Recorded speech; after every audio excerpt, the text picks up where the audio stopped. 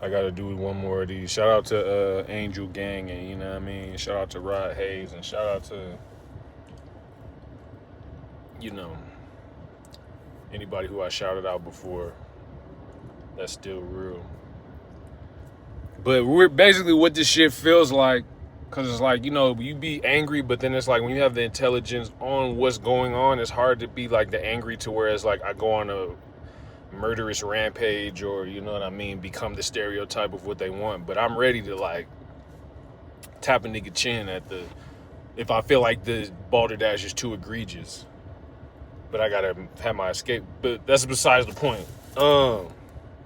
Basically, if I reflect on my whole life after tapping into this native, like the Muskogee, Creek, like multiple generations to the inception of this whole shit, we was there. I could imagine my great great great grandmother just in line, just like over the bullshit, just filling out the pieces of paper to like document her with a bitch ass Karen that's like, well, aren't you the cutest little thing? Like that whole energy of just, troglodyte, Neander, whatever.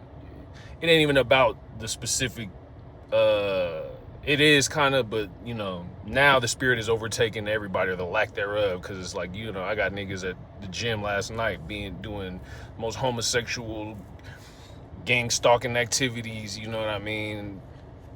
Swarming and just weird shit. It's like everybody sold out. So, but the feeling when I reflect on my whole life to today, it's like what it is family included, but it's like they didn't want me around because of what I represent. And that metaphor is so ill because it plays out in the world today with all of these crackers of multicultural brainwashing, but they only want you around when they could project the village idiot script on you. And then when you show supremacy or you know who you are, then they have to either like staunchly ignore you or just try to outcast you or something. And I feel like I always walked in that energy. So people was uncomfortable with my presence, so they would click up on he's the idiot regardless of what he does. That's how they're gonna portray it. And then families is like, oh, he thinks he's too this, so they'll try to trip you up, or just so many situations where this is the energy I'm getting from the world at large right now. And it's like everybody's pretending and they hate that I'm present because then they can't pretend because I'm looking at them like, you stupid motherfuckers. But then they have to try to talk over my head and have these inside jokes and everything to keep their facade alive. But I'm talking to a lot of y'all that might be secretly watching this, but shout out to the tribe, the few of us that's really out here.